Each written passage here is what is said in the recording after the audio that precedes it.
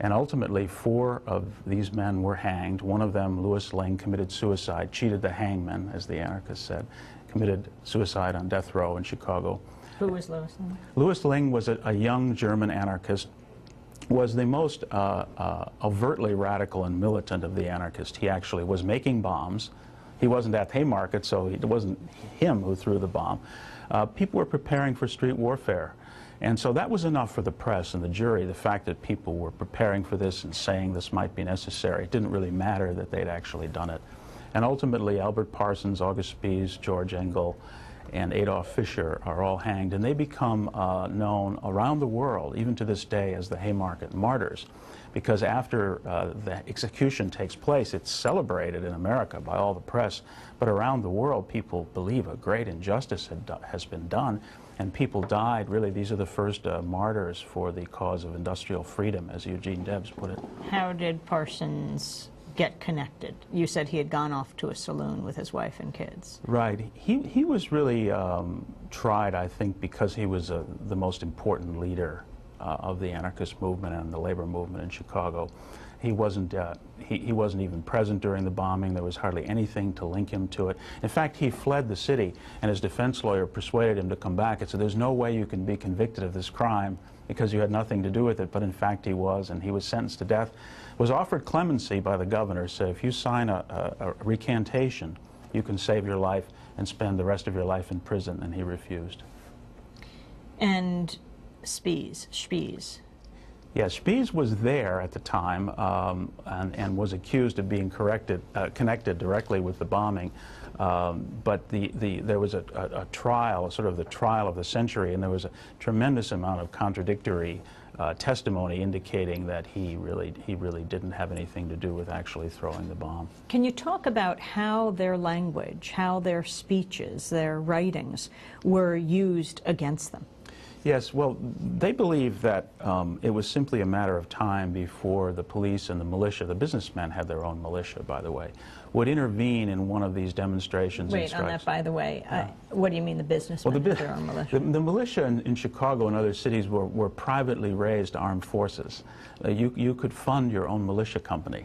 And the interesting thing in Chicago is the workers, in reaction to this, formed their own militia, which were outlawed by the state of Illinois. Pinkerton came from Chicago? And Pinkerton was based there. So Chicago was really an armed camp. That's the only way to put it. And it looked like something very seriously violent was going to happen. So Spies and Parsons said, you better be ready. You better have arms. By the way, the Constitution says you have the right to bear arms. And you better make bombs. And guess what? There's no law against that either. So they were prepared to really go to war. They had been fighting the Pinkertons in the streets. And so this was a very volatile situation. What do you mean they'd been fighting the Pinkertons? Who were the Pinkertons? Well, the Pinkertons were private police that were hired by the employers who wanted to beef up their security. And the Pinkertons had actually killed people in Chicago. They were also remembered as the ones who hung the Molly Maguires, the Irish miners who were regarded as being innocent of the crime that they committed. So it was almost an unarmed conflict situation that they were preparing Alan for. Pinkerton had established the company and hired veteran soldiers? Veteran soldiers and people who were out of work to go in and be informers and to be really hired gunmen and really to protect strikebreakers. That was their main job because the employers weren't sure they could always count on the police. Police were immigrant workers themselves, and sometimes they said, well, you know, we're not intervening here.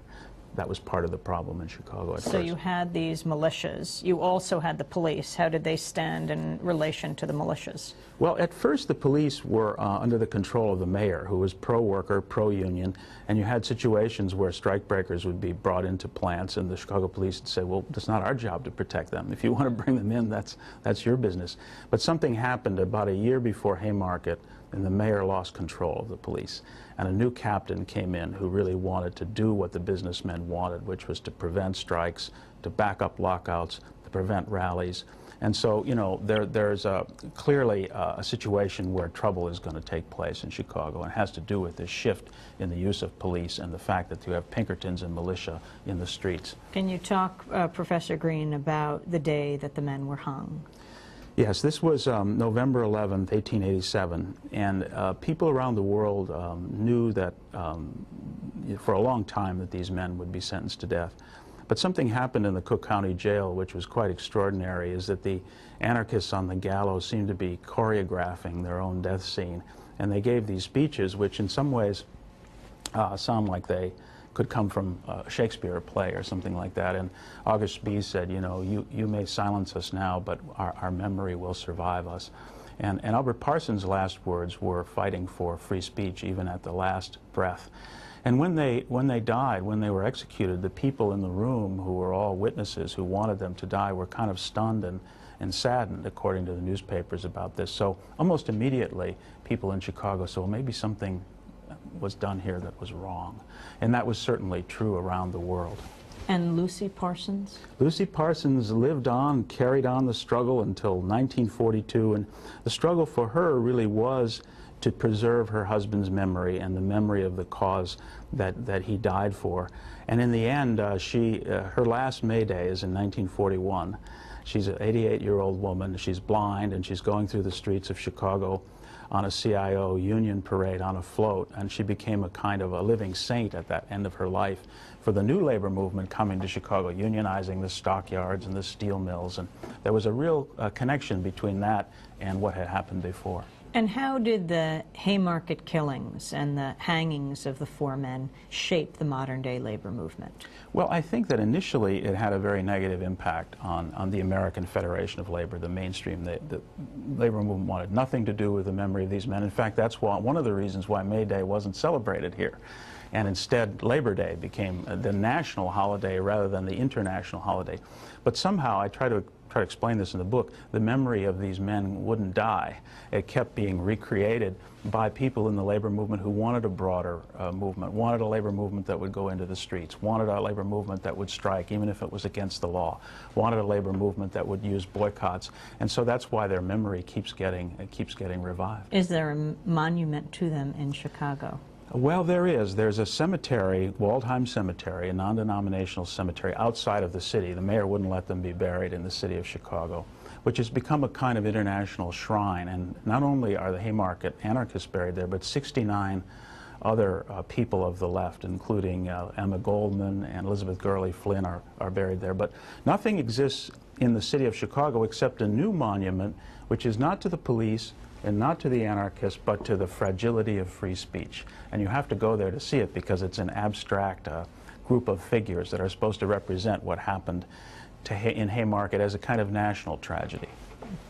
Last comments on this May Day, where millions are observing this day by honoring immigrants standing up for immigrant rights around the country. Well, it does appear as though what goes around comes around, in a way that people are feeling the need to go into the streets, to take extraordinary action, and to do it as part of an international community of workers. That's what was important about May Day of 1886, is that people were demonstrating not only as U.S. citizens, but as citizens of the world, the larger world community of workers.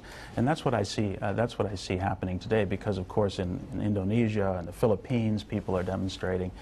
And they are here too, and using some of the same tactics, the boycott, the staying away from work, that were really began in 1886. And for people to remember that going back then is where we got the 8-hour day. Yes, that's where it started, and people had to sacrifice their lives for what took many, many years. Not until 1938 did the struggle finally succeed.